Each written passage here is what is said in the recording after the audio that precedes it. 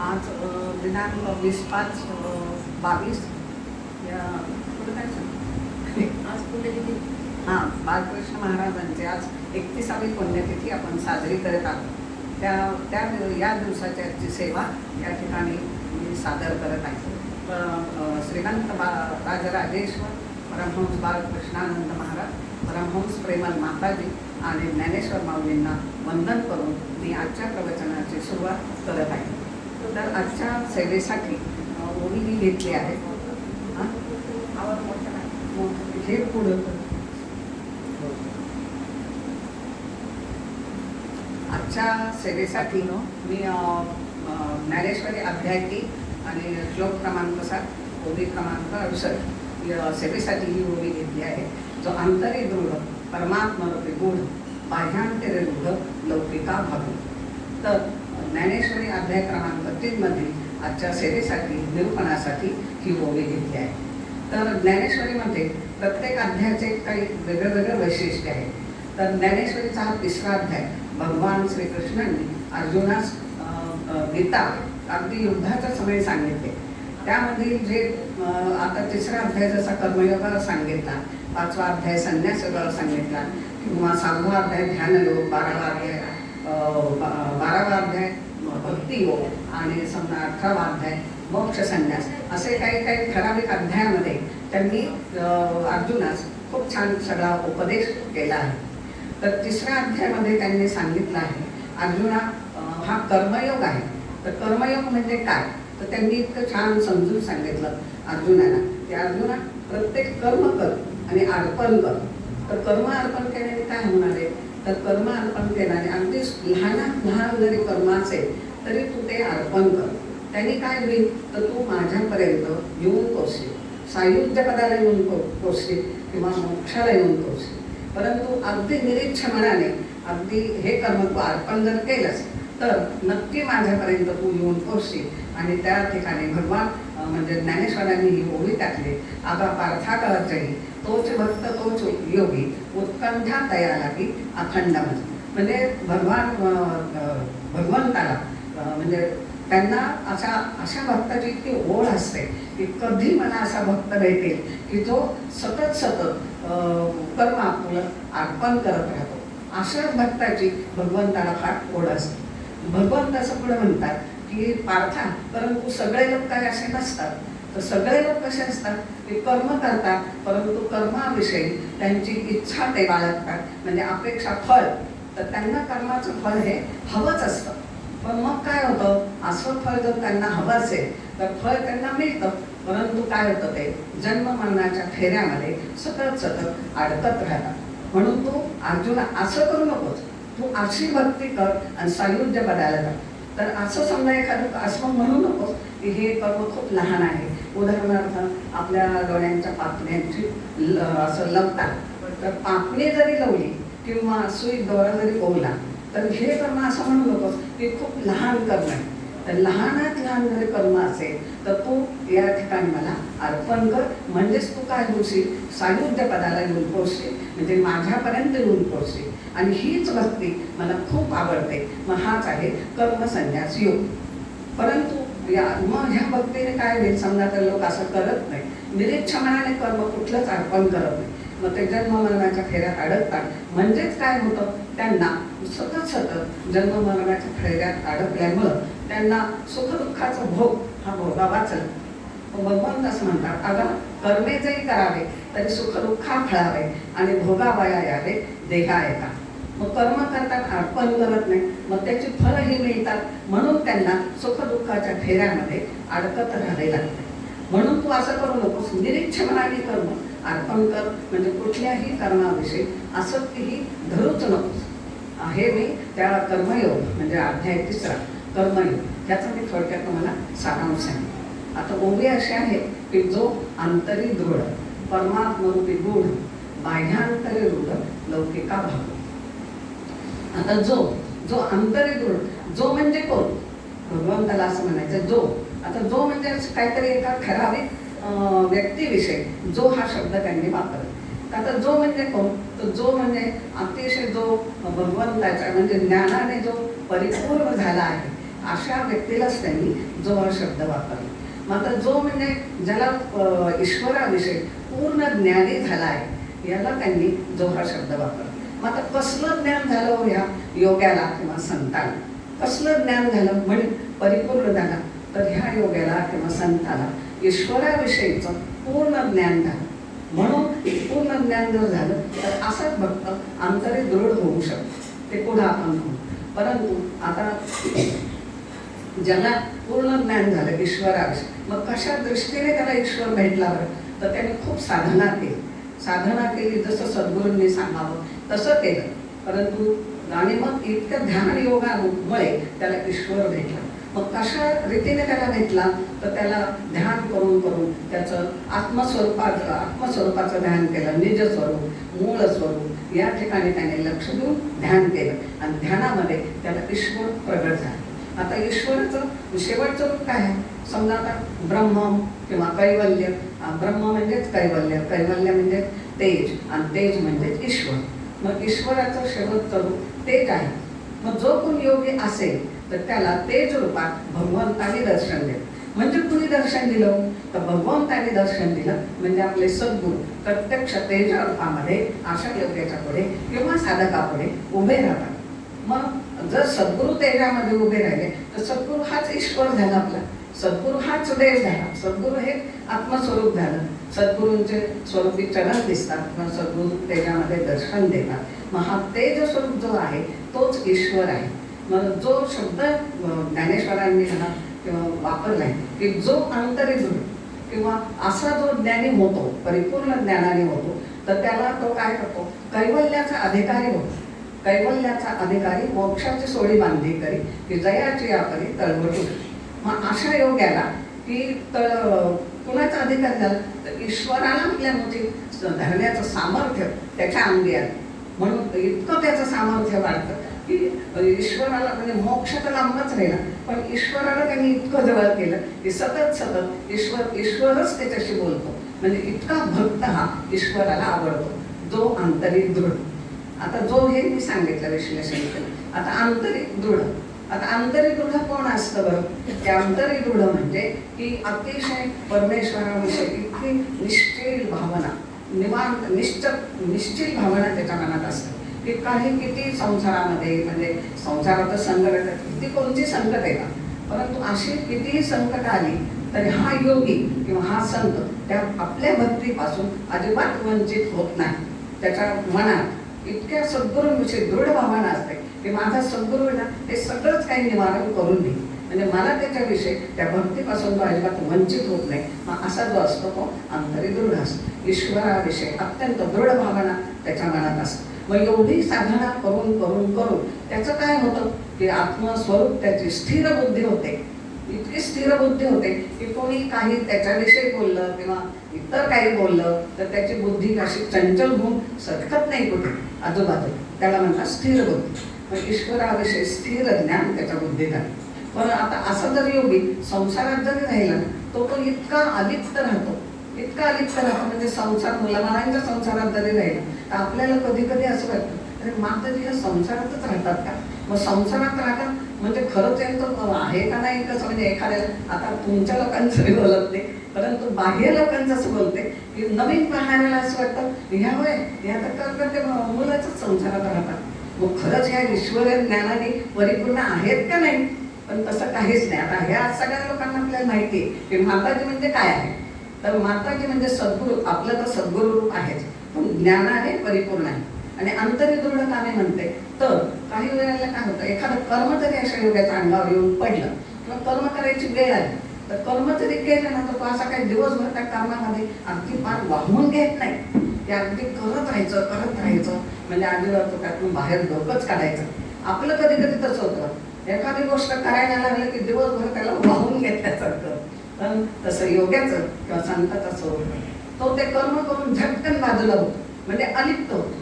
किंवा दुसरे उदाहरण असं सांगता येईल की सूर्य आहे तर सूर्य कुठं आहे? आकाशात आहे.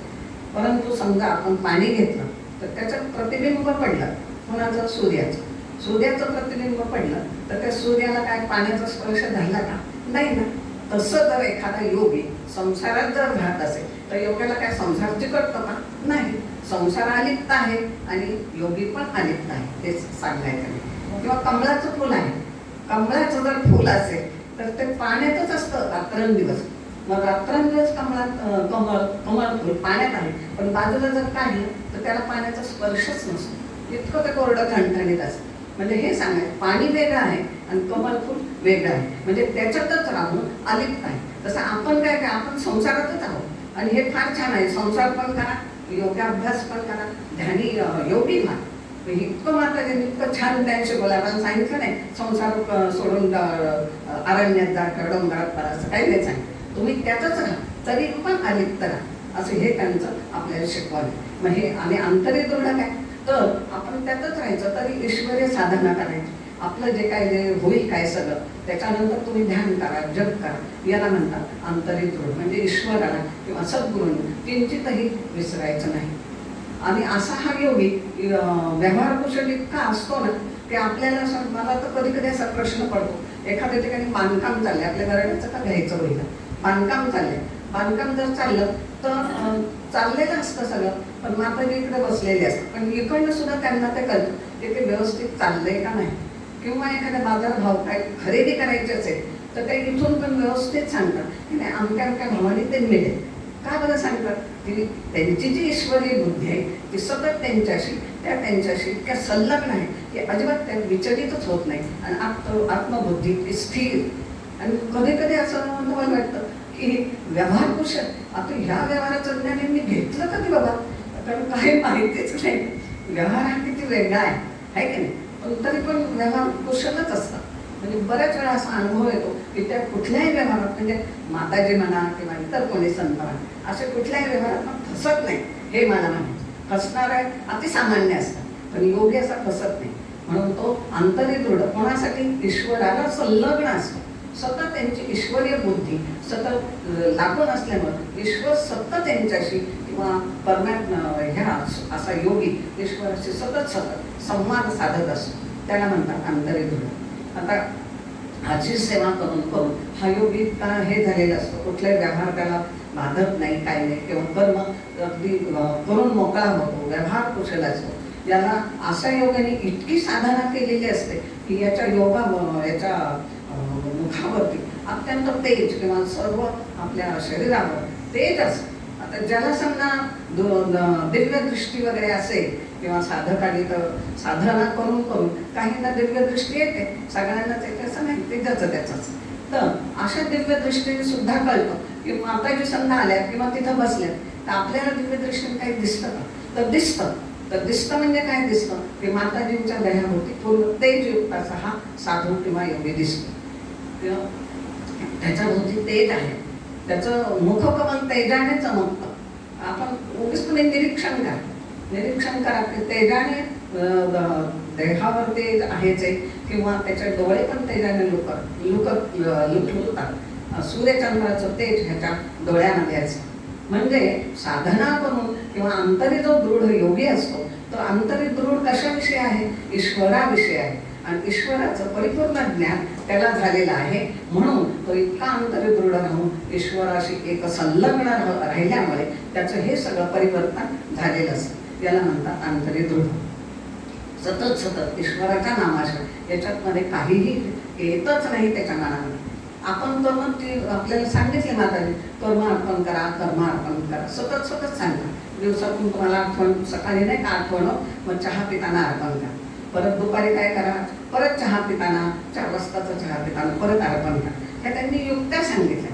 पण जर आपण आता इतक्या वर्ष आपण साधना करतोय तर आपल्याला सकाळी उठल्यावर थोडंफार कर्म झालं तर आपल्यासारख्या योग्यांना हे आठवण आली पाहिजे की आपल्याला आपण कर्म अर्पण करायचं आहे. आणि असं तुम्ही केलं ना तर तुम्ही ईश्वराशी संलग्न झाला असं मला सांगायचं की सतत ते कर्म तुम्ही अर्पण करीत राहा. आपल्याला माताजींनी हे शिकवले आपल्याला की ती युक्ती शिकवली. नवीन साधक असेल नाही लक्षात राहत म्हणून त्यांनी युक्ती शिकवली तर मला आठवण येण्यासाठी. पण आपण जर असं सतत कर्म अर्पण करत राहील तर आपल्या भोवती प्रारब्धाचं गाठोडं काही आपल्या डोक्यावर येणार नाही. आणि निरीच्छ भावनेने म्हणजे फळं वगैरे तर काही नकोच, जन्म मरणाचे फेरेही नको. मग हे अंतरे दृढ राहिल्यामुळे ईश्वराविषयी सतत सतत स्मरण करत राहिल्यामुळे आपण तसे निश्चितपणे होऊ. आता माताजींचं कसं आहे, प्रत्येक श्वास हा ऊर्ध्व आहे. श्वासागणीच त्यांचं सगळंच कर्म अर्पण होतं. त्यांना वेगळं कर्म अर्पण करत बसायची. माताजींना त्यांना कुठल्या योग्याला गरजच नसते. हे आहे अंतरे दृढ. आता मला अंतरे दृढ याविषयी 2-3 उदाहरणं द्यायची. असा योगी अंतरे दृढ राहिल्यामुळं पुढं काय काय होतं त्याचं ते मला सांगितलं. आता यात पहिलं उदाहरण असं सांगते की संत मीराबाई. संत मीराबाईंचं म्हणजे ह्या मेवाडमध्ये होऊन गेले, म्हणजे राजस्थान. तर मेवाडमध्ये अतिशय त्यांचं छान कुलीन घराणं असतं, छान देखण्या सुंदर असतात. आणि मग एकदा काय होतं, 8-9 वर्षाचे असताना त्यांच्या दारावरून लग्नाची वरात चाललेली असते. नवरा नवरी छान रथात बसलेले असतात आणि ते वाजत गाजत वरात दारावरून चाललेले असते. वरात जात असते आता लहानच मुलगी असते 8-9 वर्षाची.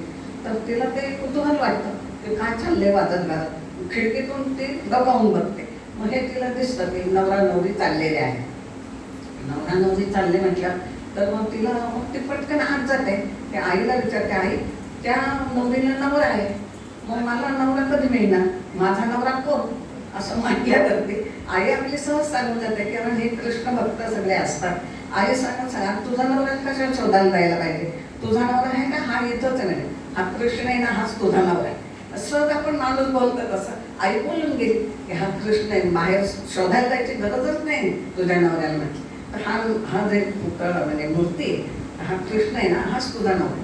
मग एवढ्याशा त्या बालमरणावर हृदयावर ते शब्द इतक्या कोरल्या गेले, अरे हाच माझा नवरा, अरे हात तिथं, मग कशाला बाहेर बघायला. जी मीरेने कृष्ण भक्ती सुरू केली म्हणताय की मग मीरा ते इतकं त्याच्यात तल्लीन होऊ लागली, पतिभावनेने बघून म्हणा काय, पण तसं होत नाही. भक्ती करता करता हा भाव सगळा गळून जातो. मग मीरा अतिशय भक्तिमान झाली आणि सतत सतत कृष्णाची भक्ती करू लागली. इतकं सगळं तन मन धन सगळं काय असेल तर कृष्ण असं. तिचं लहान मुलगी पण होता 15-16 वर्षांची झाली. पुढं तिचं लग्न झालं. म्हणजे लग्न पण चांगलं कुलीन घराण्यात झालं. म्हणजे मेवाडचा राजा जो असतो राणा याच्याशी लग्न झालं.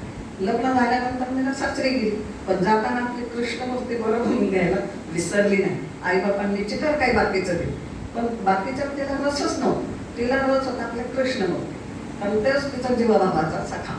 म्हणून ते कृष्णमूर्ती घेऊन गेली. एवढा मोठा राजाचा महाल, एक सुंदर महाल दिला.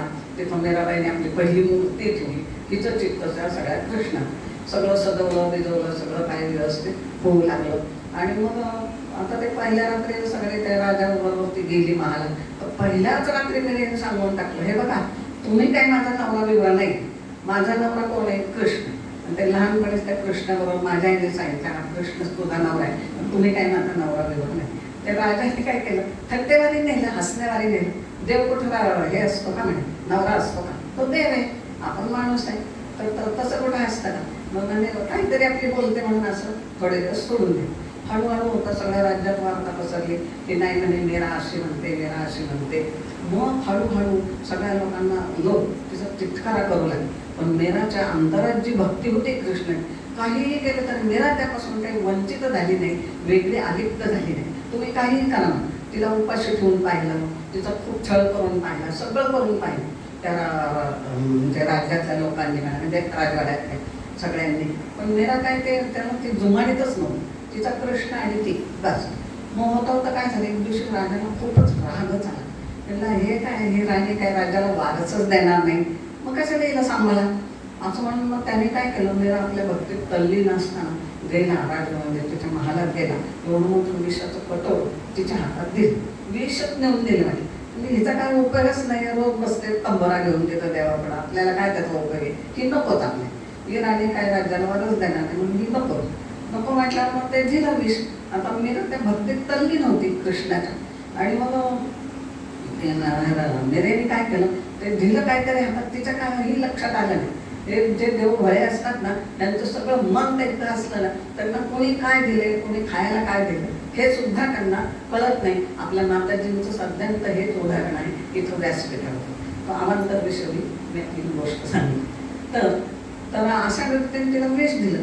विष दिल्यानंतर मीरेने ते आपलं प्यालं, पण प्यालं तसं नाही.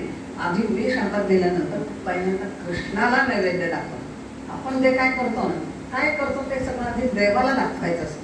काही का करणार, भाजी भाकरी असू दे, जे काय असेल तो आपला नैवेद्य. मग तिने काय ते देवाला दाखवलं, देवा हे तुला आज मिळाले बरं का, हे तू घे, तू खा, म्हणून मी पण खाते असं म्हणून ते देवाला नैवेद्य दाखवलं आणि ते विष पिऊन घेतली आणि ते आपली त्या भजनात तल्लीन झाली. राजाने काय केलं, तो विष दिलं, म्हणलं बाबा मोरून गरून पडलं का आपल्या वेळी घ्या, दाराला कडे घालून राजा बाहेर निघून गेला. आणि मग थोड्या वेळाने म्हणलं बघाय म्हणजे मी लिखे काय, म्हणून थोड्या वेळ जाऊन बघितलं तर मेरा भक्तीत तल्लीन तिचं ते सगळं. आणि झालं काय, संगमरवर कृष्णाची जी मूर्ती होती ती मूर्ती मग शांत पालीकडे कृष्णाने ते विष प्याले आणि भक्तावरचं आलेलं संकट देवाने आपल्यावर घेतलं. आणि अशा रीतीने प्रत्येक वेळी देव तारत असतो बघा भक्ताला. म्हणून तो भक्ताचीच ही परीक्षा असते की तुझ्यावर संकट टाकले ना, तू किती तरुण निघतोय, तू भक्तीपासून वंचित होतो का माझ्यावर प्रेम करतो का अतिशय एक ह्याने भक्तीच करतो माझी, हा देव पण परीक्षा बघत असतो. आणि तसं झालं. मग नंदेला ह्यातलं काहीच माहित नाही. राजानंतर आला, राजाने बघितलं आणि मूर्ती खाली पडली, म्हणजे त्या देवाने हे विष घेतलं ते काय, आणि ही तर तशीच बसलेली तंबोरा भजन करत. म्हणजे हे कशामुळे साध्य झालं मला सांगायचा मुद्दा हा, की केवळ अंतर म्हणजे इतक्या दृढतेने जर आपण ईश्वराची भक्ती केली तर ईश्वर निश्चितच आपल्यासाठी पावतो, किंवा जे काही भक्ताला आलेलं संकट ईश्वरच घेतो आणि भक्ताला तारतो. म्हणून हे आंतरदृढचं हे उदाहरण मी सांगितलं. दुसरं एक असंच उदाहरण आहे द्रौपदीचं, पांडवांची पत्नी द्रौपदी. तर एकदा काय झालं असं की दुर्योधन, दुशासन हे सगळे म्हणजे काय कपटीच होते त्यांचे भाऊ, आणि धर्माने राज्य करणारं 5 पांडव. मग एकदा काय होतं असं की आता हस्तिनापूर हे राज्य आहे हे कौरवांचं होतं, आणि मग कृष्णाने काय केलं होतं, ह्या पांडवांना वेगळी नगरी त्यांच्यासाठी बसवलेली होती. मग एकदा काय झालं असं की पांडवांचं एवढे मोठे महाल वगैरे खूप छान राज्य आहे असं दुर्योधनाच्या कानावर गेले. दुर्योधनाच्या कानावर गेले तर दुर्योधन म्हणणार बघू दे तरी कसं बांधलंय ते. म्हणून दुर्योधन आणि त्याचे ते भाऊ वगैरे ते पांडवांचे महाल बघायला गेले. बघायला गेल्यानंतर महालांची अशी काही रचना होती, पूर्वीचं शास्त्र पण फार प्रगत होतं, तर अशी काही रचना अशी होती की एका ठिकाणी दुर्योधन चालायला लागला तर ही जी जमीन आहे ना, तर ह्या जमिनीवर अशा लहरी दिसत होत्या. मग दुर्योधनाला वाटलं ह्या लहरी म्हणजे इथं पाणी. मग दुर्योधनाने जपून असा पाय टाकायला सुरुवात केली. असं जपून पाय टाकला, द्रौपदी वरून बघत होती. तर त्याला मग ती हसली, म्हणजे अरे ह्याला कळलंच नाही की इथं पाणी आहे का जमीन आहे. एवढ्या मोठ्या राजाला हसलं आणि त्याला ते अपमानकारक वाटलं, आणि मग त्यांनी दुर्लक्ष केलं. परत पुढं गेला तर तशाच लहरी दिसल्या. मग तिथं दुर्योधनाला असं वाटलं की अरे हे पाणी नाही, हे जमिनीच आहे, मगाशी आपण फसलो, आता आपण खचायला नको. मग ते तिथं मात्र पाणीच होतं, आणि तिथं दुर्योधन पाय द्यायला लागला तर पटकन पाण्यातच पडला. आणि हे परत द्रौपदीने बघितलं, आणि द्रौपदी वरून अशी बोलली की आंधळा राजाचा पुत्र आंधळाच आहे. आणि असं बोलल्यानंतर दुर्योधनाला त्याला अपमान वाटला की आपल्याला ही अशी बोलती काय, तिचा मी वाचपाच काढ. आणि मग परत आपल्या नगरीला आल्यावर वगैरे हे कपटीच होते. मग ते शकोडी मामा वगैरे सगळे नाही म्हणले, या धर्माला आपण काय करू, दूध आपण मांडू आणि ह्याला बरोबर हरवू. तर शकोडी मामा म्हटला की आपण हे कपटी आहे ना, ते बरोबर उलटे खासे टाकू आणि ह्याचं सगळंच आपण हिसकावू. बरं म्हणे. मग अशा रीतीने त्याला धर्माला ते दूध खेळायला बोलवलं. सगळी मोठी सभा भरली, सगळे बसले आणि दुधाचा खेळ चालू झाला. आणि धर्माने ते दूध फेकले, म्हणजे ते कवड्या वगैरे हल्लीचा ते आपण जुगार वगैरे म्हणतो तसा काटा, त्याला दूध म्हणायचं. शंकर पार्वती सुद्धा ते दूध खेळायच्या वेळेला पट म्हणायचे सारे. आणि मग तसं ते खेळायला बसले. धर्माने फासे टाकले, ते बरोबर काय व्हायचं काय नाही, शकून काहीतरी करायला ते फासे सगळे उलटे पडायचे. मग दुर्योधनाने पहिल्या डावाला विचारलं होतं की धर्मा, तू खेळायला आलास तर पहिल्या डावाला तू काय लावणार आहेस, त्या ह्याच्यावरती पानावर तू काय लावणार. तर त्यांनी सांगितलं ते म्हणे मी माझे हे लावतो सगळे काय राज्य, माझं सगळं नवीन राज्य जे बसवले ते मी त्या पानावर लावतो. असे सगळे उलटे पडले आणि धर्माचं 1 मिनिटात सगळं एवढं मोठं राज्य सगळं दुर्योधनाचं झालं, सगळं राज्य गेलं. परत आता काय म्हणे काय लावशील, तर म्हणे नाही ना आम्ही 5 पांडव लावतो डाबावर. 5 पांडव लावले तर तेही फासे उलटे पडले आणि हे सगळे 5 पांडव दुर्योधनाचे दासच झाले, तिथंही आले. नंतर आता म्हणे काय लावतो, म्हणे द्रौपदी लाव म्हणे, तुझी बायको तुम्ही 5 पांडवांचे लाव म्हणे, त्याला लावली तर काय होतं. धर्माला असं वाटलं नाही आपण हा आहोत, आणि ते लावल्यावर दाब उलटा पडला आणि द्रौपदी पण हे झाली, म्हणजे त्यांची दासी झाली. दुर्योधनाला हेच पाहिजे होतं. जाऊन त्या दुष्यंतनाला त्यांनी सांगितलं की जा, तो पटकन त्या गेला, आपल्या दासी झाली, तिला ओढून आण म्हणे या दरबारात, मी बघतो पुढं काय काय. तर तशा ह्याने द्रौपदीला ओढून आणलं. द्रौपदीने इतका कृष्णाचा धावा करू लागली, देवा अरे हे काय संकट आलं माझ्यावर. कारण द्रौपदी कृष्णाची फार भक्त होती, अगदी मनापासून भक्ती सगळी तिची कृष्णावरच होती. आणि मग ह्या दुष्यंतनाने अंगात दरबारात टाकलं ते. आणि मग दुर्योधन काय म्हटलं की नाही हेच आता वस्त्रहरणच असं म्हणल्याबरोबर द्रौपदीने तेवढे मोठे मोठे लोक दरबारात बसले होते. भीष्माचार्य होते, द्रोणाचार्य होते, कृपाचार्य होते, किंवा गांधारी, कुंती, इतर देशांचे राजे होते तिथं, आणि भरपूर माणसं. पण कोणीहीच तिची द्रौपदीची बाजूच घेतली. मग ही द्रौपदी म्हणली हे काय, हे सामान्य लोक, माझाच देव माझ्यासाठी नक्कीच धावेल म्हणे. आणि ती कृष्णाला इतकी ह्यांनी हाक मारली आर्ततेने, आपण आर्तभाव म्हणतो, त्या आर्तभावाने द्रौपदीने इतकी हाक मारली कृष्णाला, देवा आता तूच माझा आहे, तूच माझ्यासाठी धाव, असं कृष्णा कृष्णा म्हणून म्हणून द्रौपदीने आर्ततेने, भक्त आहे बघा शेवटी, भक्ताला देव नाही ठरलं तर कोणता, अशा रीतीने कृष्णाने हा ऐकली. आणि ऐकल्यावर गुप्त रीतीने कृष्ण दरबारात हजर झाले. आणि दुष्याचं वस्त्र फेडतोय, साडी वगैरे, पण काही किती ढीग लागला, पण जो खरा भक्त आहे त्याचं देवाने रक्षण केलं. केवळ आंतरिक दृढ म्हणजे कृष्णाशिवाय तिने इतर कोणाचीही भक्ती केली नव्हती. आज एकाची केली, उद्या एकाची केली, असं कधी भक्ती करू नये. एक म्हणजे एकच देव, एक सद्गुरू म्हणजे एकच सद्गुरू, सद्गुरूंचीच भक्ती करा. सद्गुरू हाच देव आहे. आणि सद्गुरूच, आता आपण पुष्कळ त्याचं विश्लेषण पुढे करते, पण सद्गुरूंशिवाय कोणीही आपल्याला नाही हे तितकंच ठामपणे या ठिकाणी सांगितलं. म्हणून आंतरिक दृढ असं द्रौपदीचं उदाहरण सांगितलं. आता तिसरं आहे ना, प्रेमल माताजींचं मला उदाहरण सांगायचं आहे की आता आपण या भक्तीत आलो. आता प्रेमल माताजी आंतरिक दृढ कशा होत्या हे मला थोडक्यात सांगायचं. तर आपल्यासारख्या म्हणजे जन्म सगळं सामान्य कुटुंबात, शिक्षण वगैरे सगळं झालं. मग आता परंतु आईला नेहमी लहानपणापासून असं वाटायचं की अरे माझा जन्म याच्यासाठी नाहीच आहे, मला वेगळं काहीतरी करायचंय, असं लहानपणापासून. पण लहान असलं तर एवढं काय बुद्धी पण प्रगल्भ नसते, परंतु तसं त्यांना नेहमी वाटत असायचं. एवढं मात्र नक्की लहान असताना त्या दगडवोटे मांडून देवदेवच खेळला, कृष्णच भक्ती केली होती त्यांनी. आणि आता असं पुढं होता होता मग सर्व्हिस झाली, हे झालं, नंतर लग्न झालं. लग्न झाल्यानंतर मात्र माणसाची खरी परीक्षा चालू होते, कारण लग्न आहेच असं. लग्न झालं मग माताजींचा संसार सुरू झाला, मुलं बाळं वगैरे. पण त्यांना जी त्याच्या आधीची अशी गोष्ट एकदा घडली होती की त्यावेळेस लग्न नव्हतं झालं आईचं. आई लोणी काळभरला होत्या आणि हे त्यांना ना तिथं म्हणजे मी घरी असल्यामुळे हे देवाचं वेळ होतं. तिथं एक शिक्षिका होत्या, त्यांनी द्वारकेहून कृष्णाच्या मूर्ती आणल्या.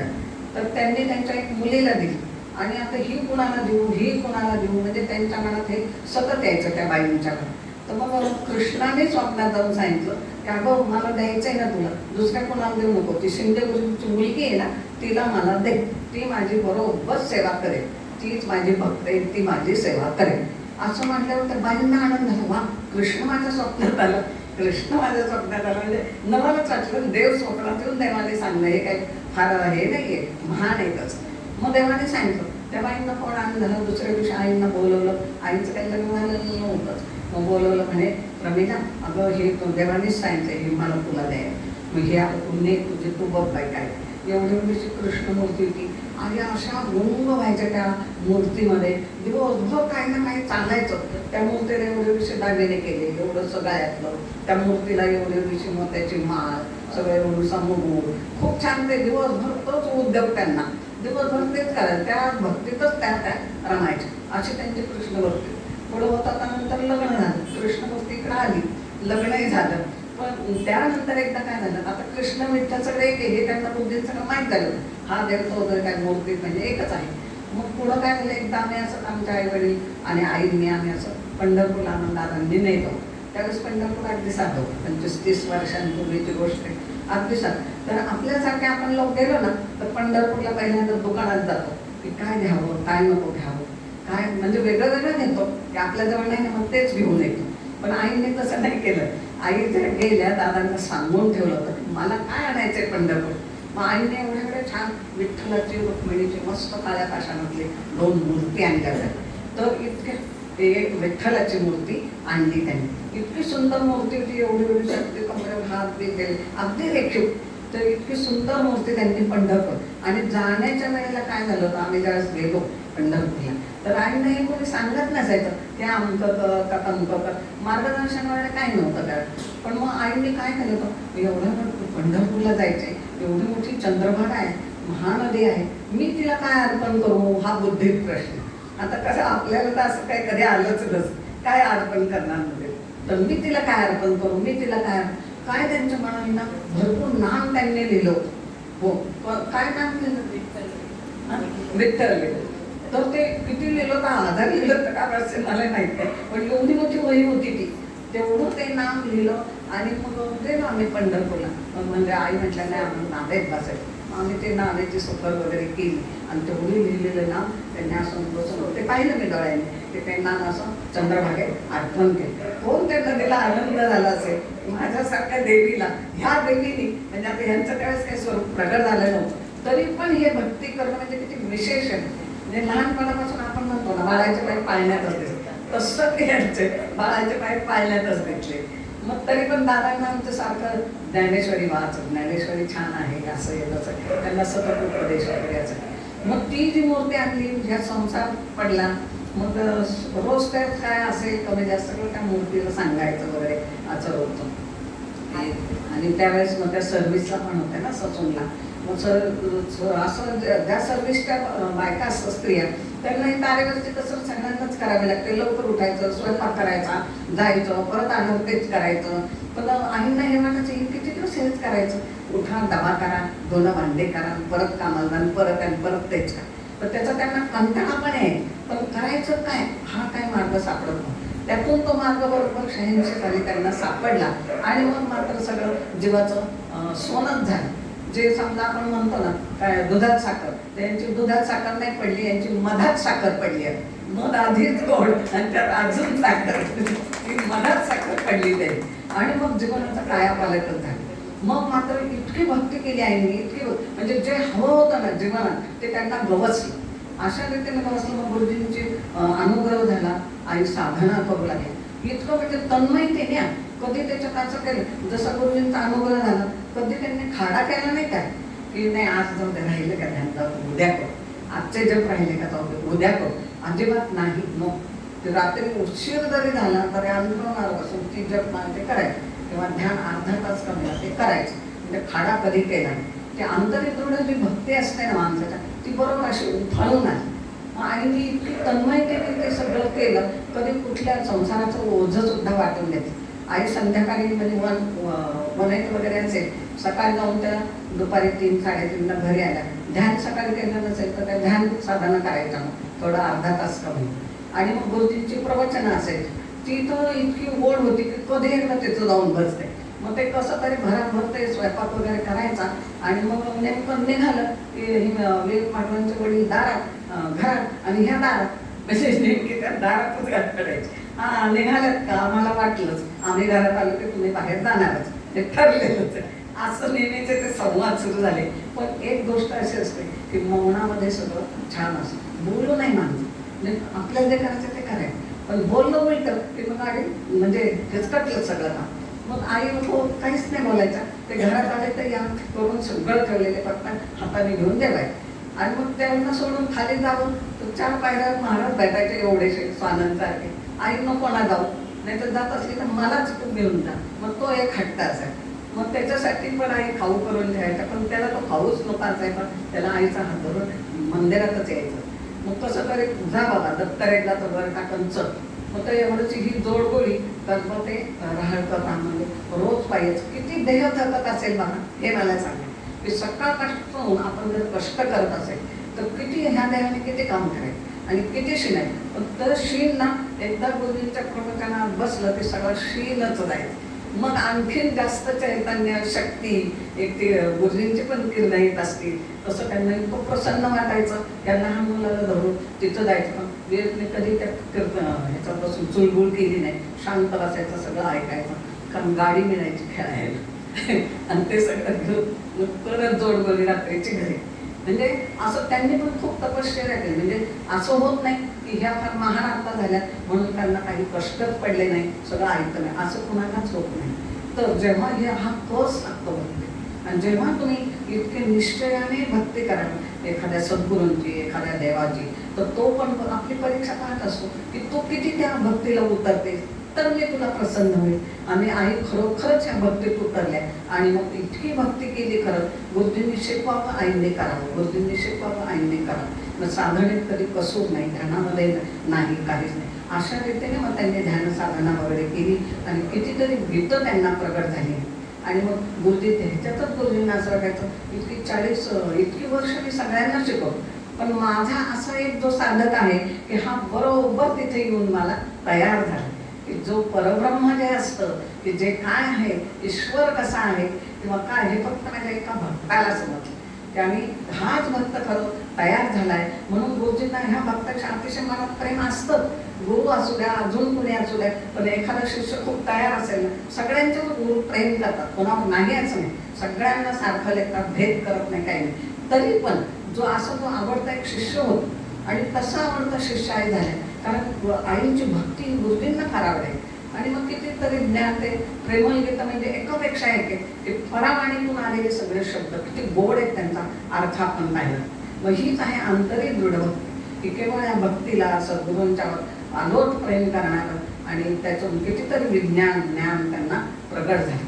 आणि मग सद्गुरूंनी काय केलं शेवटी, तर सद्गुरूंनी त्यांना आपल्यासारखं करून सोडलं. परब्रह्म, आपण सद्गुरूंना म्हणतो परब्रह्म, परमहंस समर्थ श्री सद्गुरू. तसंच आता आपण आईंना पण परब्रह्मच म्हणतो, आहे की नाही. म्हणजे सद्गुरूंनी त्यांना आपल्यासारखं करून आपल्यासारखं केलं. मग ह्याच्यावर आईंना एका साधनेमध्ये, एका दिवसाच्या साधनेमध्ये आईंना एक गीत प्रगट झालं. ही गीतं तर गुरुजींना इतकी आवडायची, आलंच प्रेम गुरुजी त्यांच्या या गीतावरती सुद्धा करायचे. एक गीत मी तुम्हाला जरा म्हणून दाखवते.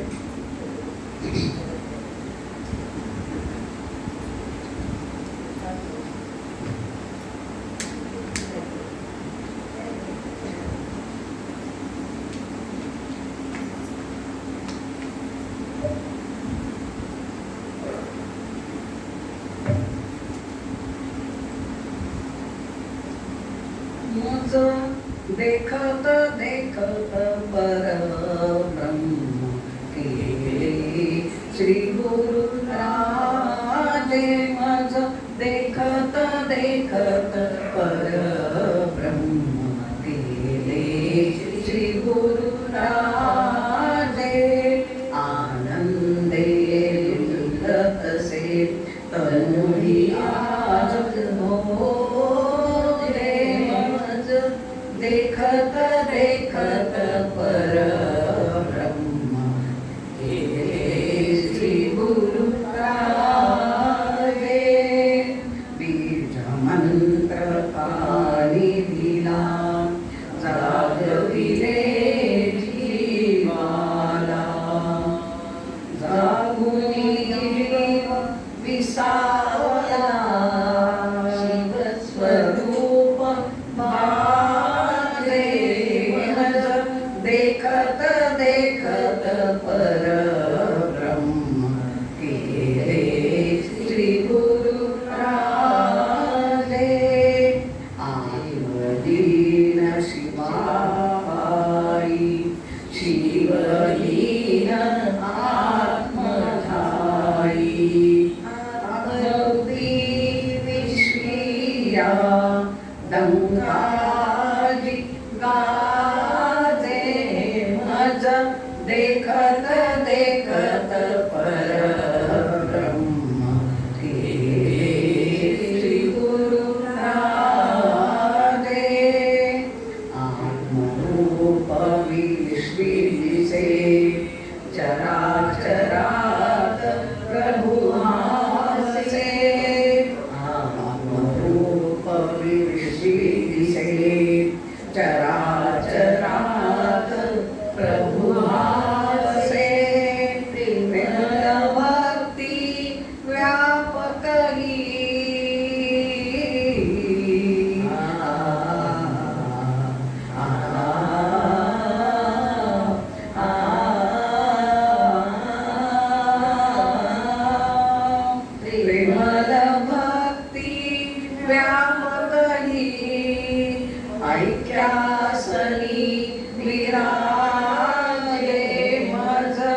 देखत देखत परब्रह्म केले श्री गुरु राजे केले श्री गुरु राजे केले श्री गुरु राजे. अशी ही आंतरिक दृढ भक्ती झाल्यावरती काय होतं, सद्गुरूंनी आपल्या संग करून सोड. आणि त्याच्यानंतर ज्या वेळेस म्हणजे दिवस गुरुजी आजारी वगैरे पडले, काय झालं तर गुरुजींनी अगदी ऑर्डरच आईंना देऊन टाकली की तुम्ही काय करा, फक्त व्यासपीठी बसा आणि सतत ज्ञानेश्वरीवर प्रवचन करा. मग त्यांना हे कळलं होतं की हा भक्त ह्या व्यासपीठावर बसून प्रवचन देणं योग्य झाला आहे. म्हणजे ह्याला हे थोडक्यात परमेश्वरी ज्ञान, ईश्वरी ज्ञान जे काय आहे हे याला कळलंय. म्हणून तर त्यांनी सगळं त्यांच्या ह्याच्यावरती व्यवस्थित सगळं सोपवूनच देऊन त्या मोकळेच झाले की आता मला ह्याची काळजी नाही की माझं हे ज्ञान कोण सांगेल, असं गुरुजींना काळजी वाटायची. पण तो आईने ठामपणे सांगितलं तर मी सगळ्यांसाठी आहे, तुम्ही आता काळजीच करू नका. आणि हा शब्द गुरुजींना इतका योग्य वाटला आणि मग त्यांनी सांगितलं नाही, व्यासपीठावर बसून अखंड फक्त ज्ञानाचं तुम्ही कार्य करा की सगळ्याला जो कोणी सगळे काय आपण बुद्धीने प्रवीण नाही, काय नाही, काय नाही, जो पण तळागाळातल्या सगळ्यांना हे ज्ञान तुम्ही देत राहा. आणि म्हणूनच गुरुजींनी आपल्यासारख्या भक्ताला करून सोडलं, परब्रह्म करून सोडलं. केवळ काय, आंतरिक दृढ भक्तीच अशी करावी लागते, तेव्हा ईश्वर प्रसन्न होतो. त्याला म्हणतात जो आंतरिक दृढ. आता ओवीत हे पहिलं चरण संपलंय. आता परमात्मरूपी गूढ, पुढची ओवीचं हे आहे परमात्मरूपी गूढ. तर परमात्मरूपी गूढ म्हणजे काय की आपण आता समजा आपण खूप जप करतोय किंवा आपण रोज ध्यान करतो. तर ध्यान केलं, जप केलं, आईंच्यावरून मी उदाहरण सांग, त्यांनी किती भक्ती केली, सगळे गुरुबंधू होते, सगळे कोणी होते. पण जरी समजा आता गुरुजींना कळायचं गुरुजींना की हा भक्त किती उच्च चालला आहे, त्याची भक्ती उच्च आहे, म्हणून पण गुरुजींनी असं सगळ्यांना काही सांगितलं नाही की हा बघा हा तुमच्यापेक्षा खूप पुढं चाललाय किंवा हा असं करतो, हा तसं करतो. तोंडावर तर कधीही गुरु कोणाची स्तुती करत नसतात, हे तितकंच खरं. आणि तोच मग खरा गुरु असतो.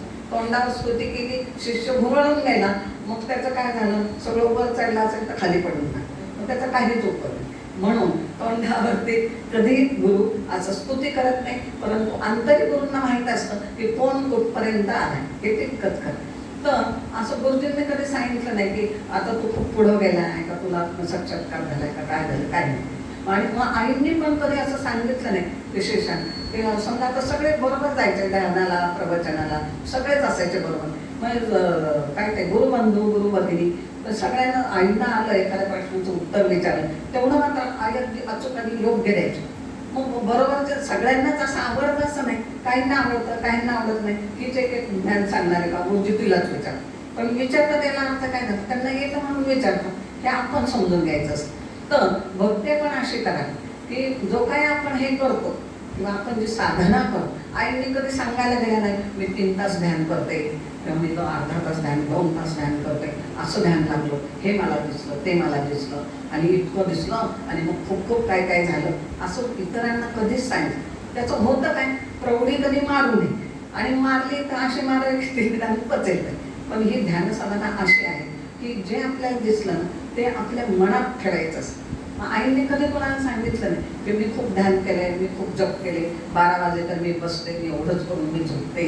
कधीच प्रौढीच मारली नाही. जो प्रौढी मारत नाही ना तोच पुढे जात असतो. कारण काय होतं, प्रौढी मारली त्याचा अहंकार आपल्याला येतो साधकाला, हा खरंच मी सांगतो इतरांपेक्षा खूप वेळ नाही, मला एवढं येतं. तर अशी प्रौढी अशा साधनेमध्ये कधी मारायच्या. तुम्ही तुमची साधना करा, तुम्हाला काय दिसलं, आपल्याला आनंद होतो, आज आपल्याला हे दर्शन. मग जे दर्शन झाल्यानं आपल्या मनात आहे ना त्याला सतत त्या शक्तीला आठवा की नाही मला आज हे दिसलं. त्या शक्तीला पण खूप आवडतं की हा माझं स्मरण करतोय, हे त्याला आवडतं, कारण माझं आंतरिक दृढ म्हणून हे सतत आठवणं हे खूप चांगलं असतं, शक्तीला ते खूप आवडतं. तर मग असं झालं, आई तर परमात्मा रूपी गुढ हे सांगते. यांनी कधीही त्याचं सांगितलं नाही, मग त्याच्यामुळे काय होतं आपल्याला कधी त्याचा अहंकार येते, आलाय का बरं ठीक. मग हे कसं आपण आपल्या आत जपून ठेवू, आपली साधना आपण काय केलं आज हे आपल्याला आठवलं जरी म्हणा, आज आपण हे केलं. आणि मग कधी काय होतं आता माझ्या बाबतीत असं झालं की पहिल्यांदा मी काही केलंच नाही. गुरुजी भेटले म्हणजे एकदा तो रडूचा महापूर आला आणि मग पश्चाताप झाला आणि मग मी साधना करायला लागली. थोडक्यात सांगतो. पण मग नंतर अशी केली की नाही, मग गुरुजींनी बीजमंत्र दिलाय, मग खूप करायचा बीजमंत्र. पण मी तिकडंच होते निगडीला, मी काही सारखी इकडे यायचं नाही, काही नाही. पण मला ध्यानात दर्शन वगैरे राहायचे, तेवढं मी आईचं म्हणून मी सांगायचे. कारण गुरुजींचं पण सांगायला भीती पण वाटायची, काय बोलायचं असं वाटायचं सर, की काय बोलायचं, काय सांगायचं असं व्हायचं. पण मग आपलं मला असं सांगायचं की असा जो काय आपण परमार्थ करतो, खुशाल काय म्हणून आपल्या ह्याचा कधीच दुसऱ्याला सांगू नाही शकत की मी हे केलं, मी 2 तास ध्यान केलं, असं झालं तसं झालं, काहीच सांगायचं नसतं. आपल्या आत आपण तो परमार्थ ठेवायचा असतो. आणि त्याच्यामुळं जितकं तुम्ही असं कराल ना, तेवढी शक्ती पण आपल्या प्रसन्न राहते. सांगायची गोष्ट अशी आहे, म्हणजे उदाहरण असं नाही देते की समजा आपले दागिने आहेत. आता कोणाला खूप असतात, 10-5 तोळे, काय कोणाला 1-2 असतात, किती का असेल. पण आपण काय करतो, ते दागिने असं आपलं गोदरेजचं कपाट असतं, मग एखादी पेटी घेतो, त्याच्यात त्या खाली कापूस ठेवतो, त्याच्यावर सुंदर सगळे दागिने व्यवस्थित ठेवतो. अगदी नाकाची नथ, कानातले डोल, त्या गळ्यातले हार, पाटल्या माकड्या काय असेल ते सगळं काय छान ठेवतो. परत ते गुलाबी कापड परत त्याच्यावर एक घालतो, परत ती पेटी व्यवस्थित बंद करतो आणि कपाटाच्या तिजोरीत ठेवतो. किती लांब ठेवतो बघा, कोणाचे हात त्याला पोचतात का? नाही. तसं हे ईश्वराचं नाव इतका हृदयात जपायचं की त्याचं बरोबर मी केलं असं कधीच त्याला म्हणायचं नाही. हे म्हणायचं याला परमात्मरूपी गूढ. म्हणजे आपण काय साधना करतोय दुसरं कळलीच नाही पाहिजे. चेहऱ्यावर तर काही कळत नाही, कोण काय करतं ते, इतकं त्या कामाला जपायचं. याला म्हणतात परमात्मरूपी गूढ. हे आणि ते लॉकरमध्ये इतकं ठेवतो, ते बंद करतो, लॉकर सुद्धा बंद करतो, चाव्या पण अशा ठिकाणी ठेवतो की आपल्याशिवाय, कारण आपल्या नवऱ्याशिवाय दुसऱ्या कोणाला तर माहीतच पडणार नाही चावी कुठे ठेवली. बरोबर आहे की नाही? इतके त्या दागिन्यांना आपण जपतो, तसं ईश्वरीय नाम इतकं आपण जपलं पाहिजे. किती जपतो दुसऱ्याला कळलं पण नाही पाहिजे, की याला म्हणतात परमात्मरूपी गूढ. दुसरं एक असं मी उदाहरण त्याचं सांगते की समजा आपले डॉक्युमेंट्स असतात, घराचे असतात, शेतीचे असतात, शिक्षणाचे असतात, मुलांचे असतात, काय काय भारी भारी सगळं असतं, वास्तूचे असतात, बिल्डिंगच्या, किती मोठे मोठे डॉक्युमेंट्स आपल्याकडे असतात. मग ते इकडं तिकडं टाकतो का आपण, असं कुठं तरी फेकलंय असं करत नाही. त्याला पण व्यवस्थित कपाटात ठेवतो, कुलूप लावतो आणि किल्ली फक्त दोघांनाच माहिती असते की ते कुठं आहे. ते बाहेर जाऊन कुणाला सांगत नाही, मी दागिने आमच्या ठिकाणी ठेवले तर का, सांगतो वगैरे कधीच नाही सांगत. ते कसं आपल्या हात जपतो. डॉक्युमेंट्स म्हणा, दागिने म्हणा, काय जे महत्त्वाच्या वस्तू, याला थोडक्यात महत्त्वाच्या वस्तू शब्द सांगता येईल की ते आतल्यात जपतो. तसं ईश्वरीय नाम इतकं आतल्या आत जपलं पाहिजे, त्याचं उघड पण दुसऱ्याला कळलं नाही पाहिजे. त्याला म्हणतात परमात्मरूपी गूढ. इतकं भक्तीचं म्हणजे इतकं बारीक आहे त्याचं ज्ञान की ते त्याला परमात्मा म्हणजे आपल्या आत आपण जातो. कधी आपल्या जपाचा ह्याचा जाहिरात करू नये. अशी जाहिरात केली आपल्यालाच गर्व होतो, मी इतकं केलं, मी तितकं केलं, जे केलं ते फुस सगळं पार वाया जातं. मग त्याला थोडक्यात देवांनी ज्ञानेश्वरांनी असं म्हटलंय परमात्मरूपी गूढ. म्हणजे असा तुम्ही परमात्मा करा की आपल्या हृदयात त्याला ठेवा, तो तुम्हाला निश्चितच पावेल असं त्याला जातं. त्याचा ढिंडोरा किंवा जाहिरात भेटू ना, याला म्हणतात परमात्मरूपी गूढ. आता तिसरी त्याचा आहे बाह्यांतरी रूढ. तर बाह्यांतरी रूढ म्हणजे काय, ते या ठिकाणी असं मला सांगायचे. बाह्यांतरी रूढ म्हणजे असं समजा योगी असेल, साधक असेल, तर हा सर्व जनामध्ये कसा वागतो. किंवा आता समजा याचं थोडं आपलं कृष्णाचं पण एक उदाहरण या ठिकाणी देता येईल. ते कृष्ण जन्म कुठं झाला, तुरुंगात. वसुदेव देवकीच्या पोटी जन्म तुरुंगात झाला. आता भगवान श्रीकृष्ण होते, पण त्यांनी लगेच सांगितलं का मी कृष्ण आहे, मी परब्रह्म आहे, मग असं कसं करू तसं. कोणाला माहीत पण नव्हतं हा देव आलाय पोटी म्हणून.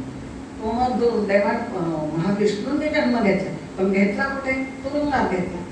आणि वाढले कुठं, तिथून पळवलं त्यांना. वाढलं कुठे, यशोदा आणि देवकीच्या ह्याच्या पोटे, नंदराजाच्या पोटे, म्हणजे गवळ्यांच्या घरात.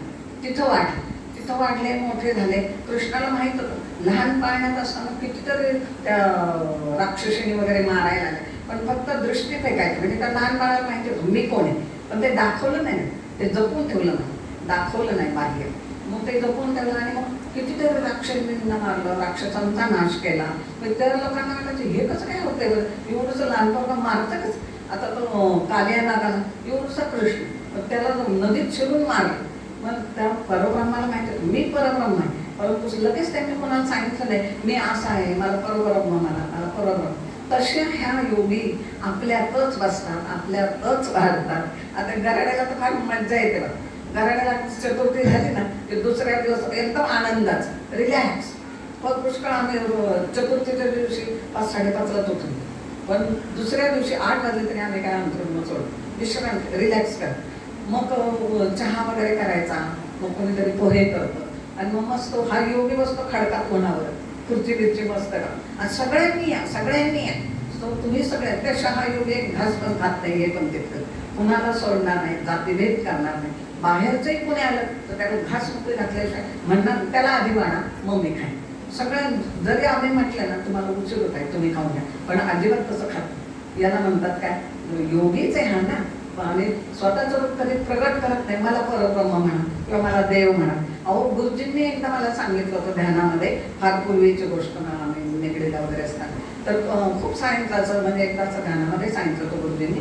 गुरुजी प्रगट झाले माझ्यासमोर आणि मला म्हणाले, अहो ते आता देवस्वरूप आहे, तुम्ही त्यांना आई किंवा माता जसं साधं काही म्हणू नका, त्यांना देव म्हणा, तुम्ही देव म्हणूनच हाक मार. तर मग मी एकदा असे कधी पुण्यात आले असेल तर आईनं सांगितलं ते दर्शनाचं असं झालं, आई गुरुजींनी तुम्हाला देव म्हणायचं. आईने इकडून ऐकलं, मी सोडून म्हणजे ह्याचा परिणाम झाला नाही त्यांचं, फक्त ऐकलं चढ. मग ह्यालाच योगी किंवा महात्मा असं म्हणा. एखादा माणूस चढून घेतला, देव म्हणा ना, मग म्हणा मला देव. पण आईने अद्यापही कधी म्हणले नाही की मला तुम्ही सगळ्यांनी देव म्हणा, देव म्हणा. कधी त्या म्हणत नाही मी कधी येत नाही सर. मग ह्यालाच खरं पण रूप त्याचं ओळखलं पाहिजे. हा परब्रह्मच आपल्यात बसतो, खातो, पितो, वाढतोय, सगळं काय करतो, पण तरी आपलं रूप लपवतो. हे तर बरोबर आहे, आपलं रूप लपवतो. तसं कृष्णाने काय केलं, तुरुंगातनं सुटले, इकडं ह्याच्यात वाढले, पण गवळ्यांच्यात खेळलं. गवळ्यांच्यात खेळले, सगळं झालं. तर त्या गवळ्यांना, त्या मुलांना सुद्धा कळलं नाही अरे हा देव आपल्यात खेळतोय, वाढतोय.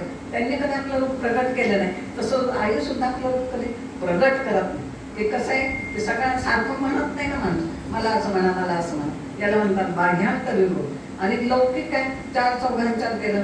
आता वस्त्र जरी असे आपल्या साड्या वगैरे, तरी आपल्याला माहिती की हे कोण आहे. मग आपण त्यांचं अगोदर स्वागत करू. बाह्याचं कोणी जर आलं तर तो साधं आपण करतोय म्हणून नमस्कार कर, बाजूला बसेल. तो काही जास्त चौकशी करत नाही. मग त्याचं पण तसं काही वाटत नाही की त्याला काही माहितीच नाही ना आपण कोण. मग ह्याचं पण काही दुःख वगैरे करतच नाही. तर ह्याला काय म्हणतात बाह्यांतर. सगळ्यांसारखं लौकिक सगळीकडे असतो, या सगळ्या योगाला सगळे लोक ओळखत असतात की हा कोण आहे, कसा आहे. आता एक प्रेमल नामाचं याच्यावरून मी असं म्हणून सांगते की बाह्यात म्हणजे असा हा योगी वागतो राहतो, स्वतः एवढा मोठा आहे तरी पण कधी म्हणत नाही की मला असं म्हणा, मला तसं म्हणा. ह्याच्यावरूनच आपला सद्गुरू कसे आहेत हे आपण ओळखायचं. बाह्यांतरी रूप, मग त्यांचं इतकं साधारण असतं हे आपल्याला माहिती आहे. आता मला एक असं सांगायचं आहे की त्यांचं जे प्रेमल गीत आहे, पवित्र प्रेमल नामाचा महिमा.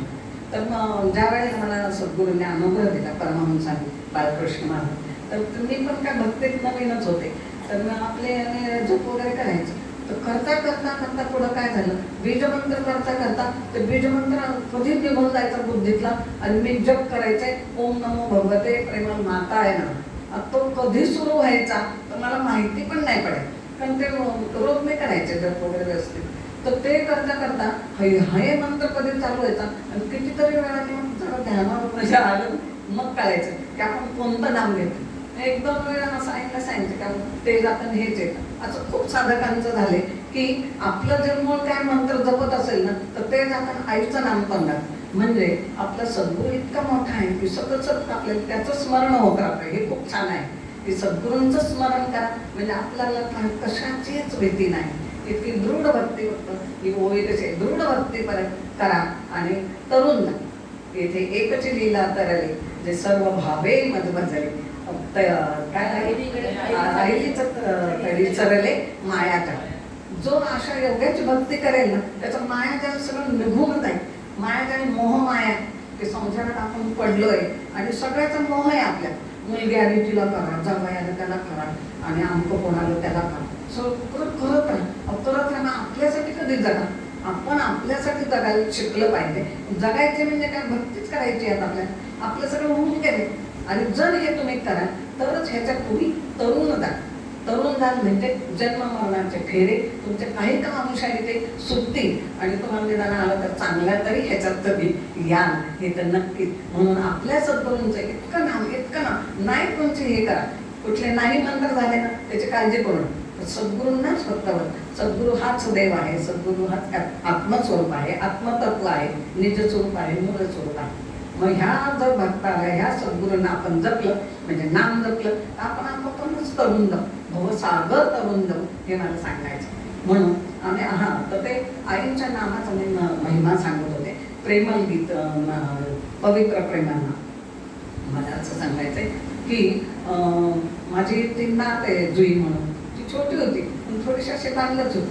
तर काय मग ती छोटी ती दिवसभर खेळायला म्हणजे माझी पडायची वेळ झाली की ती खेळायला सुरुवात करायची. मग मला असं वाटतं मला कधी विश्रांती मिळायची आणि मग ती काही झोपायचीच नाही. मग एकदा काय असं मला तिला झोपायला म्हणलं की काही झोपत नाही वैताग आहे दुसरा. मी आपलं ते आईचं पवित्र प्रेमल नाम सहज नाही असं यावं मुखामध्ये म्हटलं तिने कधी डोळे घातले मला पण नाही. मग मला ही आयडियाच रोज सापडली. म्हणलं नाही ह्या नामाने हा परिणाम झाला म्हणजे मग काय हरकत नाही, रोज पवित्र प्रेमल नाम म्हणायचं आणि तिला झोपवायचं. जागती म्हणजे मला हा पायांकट पडला. म्हणजे मुलांना सुद्धा बघा नामाचं किती हे होतं परिणाम, ती किरणं जातात त्यांच्या आणि तो परिणाम त्यांच्या बुद्धीवर झाला. एवढी ती ताण म्हणजे हेच त्याचं जास्त मस्तीखोर वगैरे असं. तर तिने नंतर त्रास द्यायचं सोडून ती जेवायची खावायची की म्हणजे माझं काम झालं की ती पण जपायची मी पण जपायची. म्हणजे असं मला पण विश्रांती मिळालं आहे आणि मला ह्या नामाचं नाही माझं. आज ह्याच नामाने आपण सगळे तरुण गेलो हे पण मला सांग. प्रत्येकाच्या हृदयात आहे पण की काही तुम्हाला प्रत्येक भक्ताला हजारो संकट येऊन गेली आजपर्यंत पण सगळे आपण तरलो की केवळ का तरलो त्या प्रेम नामामुळे आपण इतका सद्गुरूच आपला महान आहे. मग आपण का नाही, आपण महानच आहोत. इथं जे सगळे येतात हे नक्कीच महान आहेत की असा श्रेष्ठ सद्गुरू त्यांना मिळाला. म्हणून हे पवित्र प्रेमल नाम आज आई इतके प्रत्येकाच्या हृदयात आहे. एवढं जरी काय झालं तर पहिल्यांदा आपल्याला आई आठवते, आईला फोन करतो, आई आवा असाच आहे.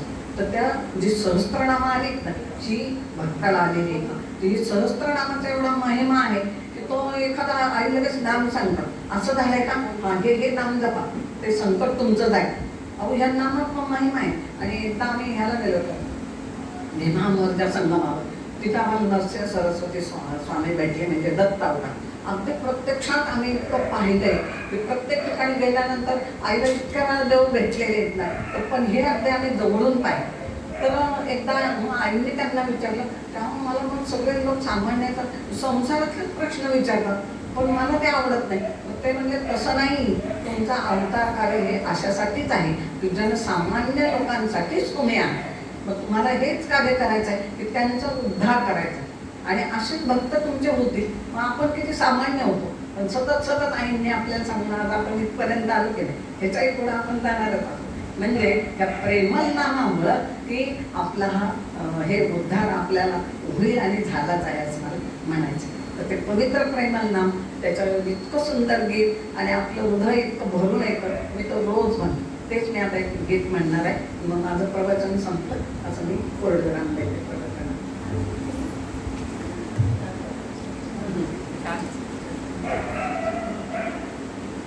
पवित्र प्रेमल नाम जय जय पवित्र प्रेमल नाम, पवित्र प्रेमल नाम जय जय पवित्र प्रेमल नाम. प्रेमल नाम सुख निधान, प्रेमल नाम सुख निधान सहज सुंदर ज्ञान. जय जय पवित्र प्रेमल नाम, पवित्र प्रेमल नाम जय जय पवित्र प्रेमल नाम. बाळकृष्ण गुरु प्रेमल नाम, भवदुःखहारक प्रेमल नाम. लक्ष्मी रूपे प्रेमल नाम, सहस्रनामे प्रेमल नाम.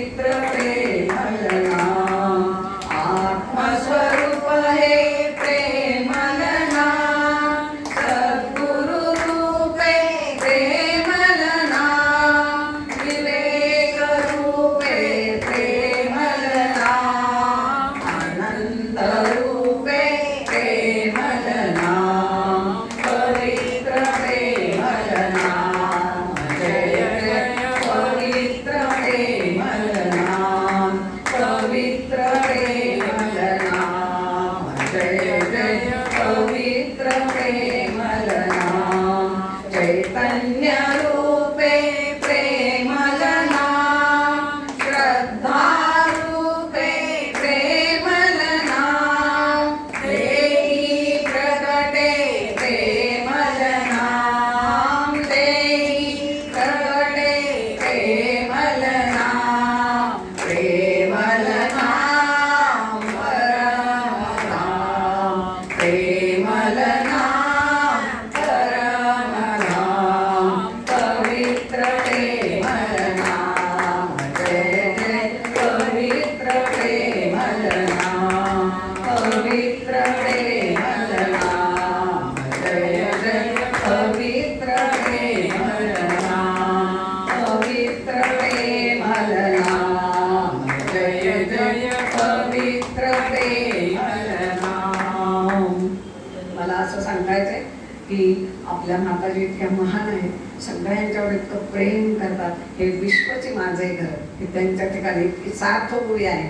हे विश्वचे माझे घर, ऐसीमती जयाची स्थिर, किंबहुना चराचर आपणची झाला. आणि खरोखर तिथं जर आपण त्या आकाशावर प्रेम करताना दिसतात, वरती आकाशात बघणार, हात वर करणार, त्याच्याशी काहीतरी बोलणार, आकाशात आपण काय बोलू, तर त्या बरोबर तिथं म्हणजे हे मी निरीक्षण केलेले, म्हणजे मला माहिती. आकाशाचे बोलतात, वृक्षवल्लीशी बोलतात, किडामुंगी जाताना दिसलं तर पुढं चाललं असेल तर असं नाम पाय टाकून जाणं. म्हणजे प्रत्येक प्राण्यावर, चराचरावर या मातेचं प्रेम.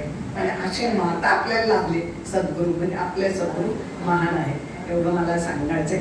आणि माझा आजचं प्रवचन पूर्ण झालं. ही सेवा मी आज गुरुचरणी अर्पण करते.